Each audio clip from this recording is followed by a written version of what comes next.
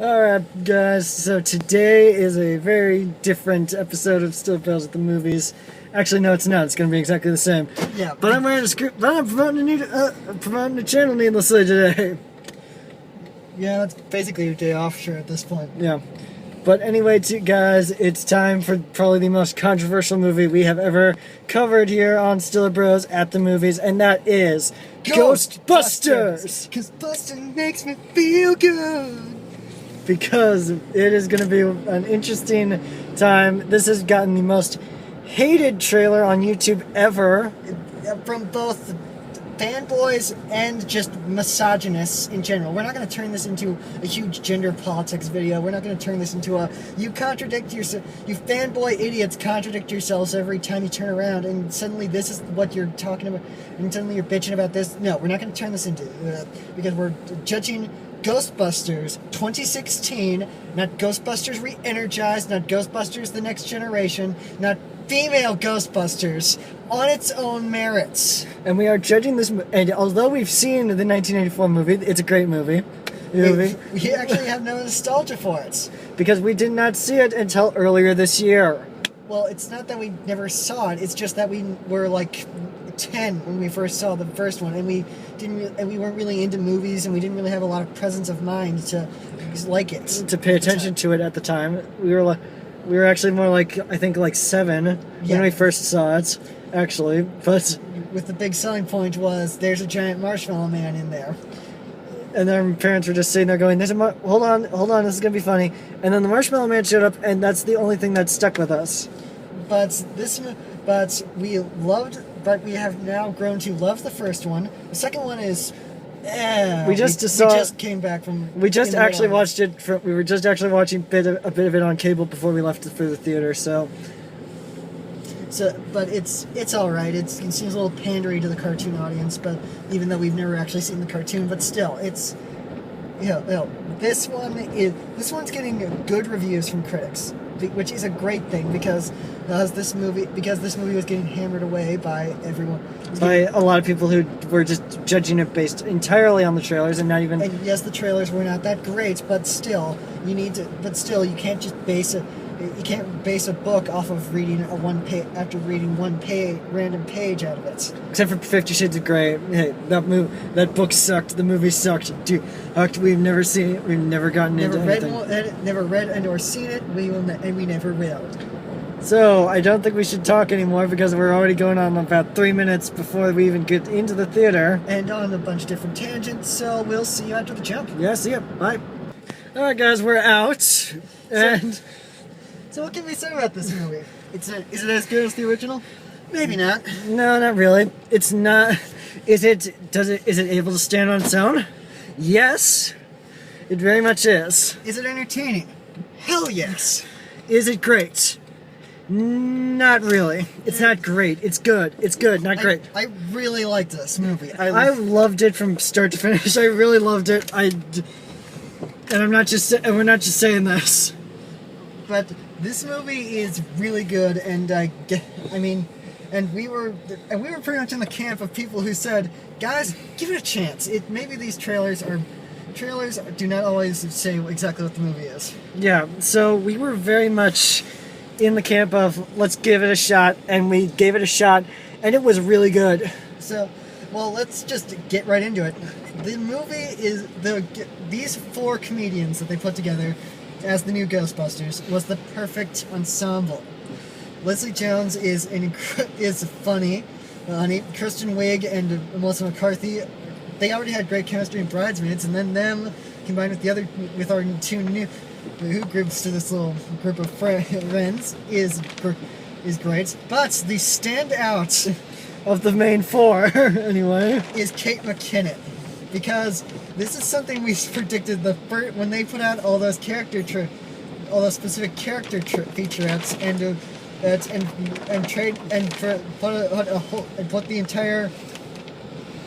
and put the spotlight on Holtzman, Kate McKinnon's character, and Mason said she's gonna steal the show. And she steals the show. She is funny and she is crazy and she is just Kate McKinnon at her absolute best. And the character is incredible, tough to read, when at first we were like, okay, so Melissa McCarthy is like Dan Aykroyd. Lloyd Kristen Wiig is Bill. Melissa McCarthy is Bill Murray. Kristen Wiig is Dan Aykroyd. Kate McKinnon's like a more eccentric Harold Ramis, but no, they are all their own original characters, and it's great to have them all thrown together. And it's great to have all these personalities thrown together, and it's funny and hilarious and awesome. I think the main thing is that there is a lot of jokes that do not land well, but ultimately I was still entertained and had a lot of chuckles throughout the movie. But more importantly, I was more entertained by the actual ghost stuff of it. Yeah.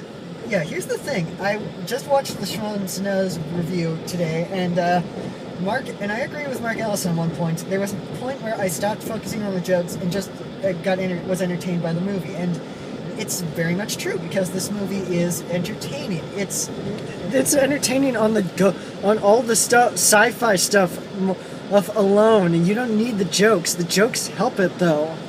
Yeah, that's something that the original didn't. That's something the original didn't necessarily have. Where it could be a sci-fi movie on its own, where it could 100% be a sci-fi movie on its own. And this movie is, look, there are a few things that, if you didn't like the trailer, there are a lot of things, there's a long list of things you're probably not going to be a big fan of throughout the entire movie. But okay, there's cameos from the original cast, all the living ones except for Rick Moranis. Yeah. A lot of them are clever. Some are kind of shoehorned in. Then there's a lot of Easter eggs. This is particularly weird because a lot of the people who are this movie is gonna suck because it's not the original Ghostbusters are going to find themselves with a long list of stuff that are going to find themselves with a long list of Easter eggs that they're not going to go through because they just didn't want to see the movie because they thought you're poisoning our childhood. Obviously, and it does, and the Easter eggs and the characters and everything don't bog it down in any way, shape, or form, because again, if you have never seen the original Ghostbusters, it pretty much can stand on its own. Unless you stay through the credits. By the way, stay through the credits, all of them. You will not be disappointed at the point. It was the two of us and two girls left in the theater, and we were all four very excited for what was coming, what could potentially come in a sequel. Because this movie... And the girls just cheered in the theater, and they were like, so, and then they noticed we were there, and they said sorry, and we were like, don't be, we're excited too. The movie is great. It's funny. It's smart. Chris Hemsworth is great in this movie. He is amazing in this movie. In the credits, he is freaking hilarious. The credits alone, he's freaking hilarious. Then there's the fact that he's hilarious. Throughout the rest of the movie. Andrew D. Garcia is in this movie as the mayor of New York with Cecily Strong as his aide. And they are pretty freaking chuckle-worthy, and they bring out some chuckles. And Begley Jr.'s in there for like a second. But he's got some funny stuff, but there's kind of some funny nods to him as well. And let's see, what else was I going to say? Let's see. Oh, the CGI. Yes, it's not great, but I personally think this was intentional on most fronts because they're ghosts. They're not really meant to look photorealistic for the most part. They look good for what ghosts should look like in a CGI environment. What CGI versions of ghosts could look like. Slimer looks interesting enough. I mean, we weren't going to get the puppet because 32 years afterwards, the puppet is going to look like crap. Because a lot of the ghosts, because some of this stuff doesn't hold up as much as it used to. But we can admit there was some great effects in the original Ghostbusters movies. Yeah. But here, I think the CGI the CGI works for what it's trying to pull off, and that's something that is completely not real. Yeah. It's a ghost. And obviously, Paul Feig has said that he had the actors interacting with actual stand-ins for the ghost whenever possible. Like we had ghost girl from the trailer, she was just an actress in an LED light suit. And then they CGI'd over, and then they did a lot of CGIing over her. And I'm sure there was a lot. That was a lot for the other humanoid ghosts. But this movie, but once again, CGI, it's out there. Paul Feig as a director, I think, has kind of evolved with the way he's actually done stuff. With Bridesmaids, he was making something basic and easy for him to do, but then he was just making a Judd Apatow. Essentially, it was Paul Feig being Judd Apatow.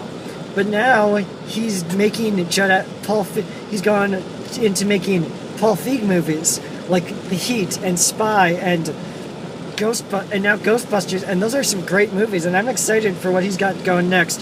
Hopefully, Ghostbusters 2. Which hopefully will include something else, something big, which will hopefully open up for this big Ghostbusters cinematic universe that Sony is building now that they lost half the rights to Spider-Man. Yeah, because they got the new studio opening, Ghost Core, which they have the logo for at the beginning of the movie.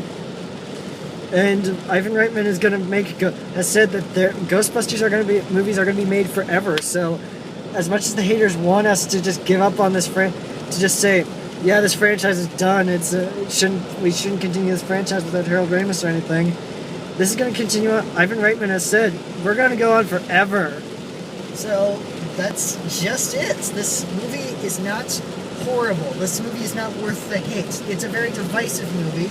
There are people with mixed reactions. There are people with positive reactions. But a lot of the people in the theater with us had some seems to have some positive reactions, especially like I said, the two girls who were with us throughout the entirety of the movie.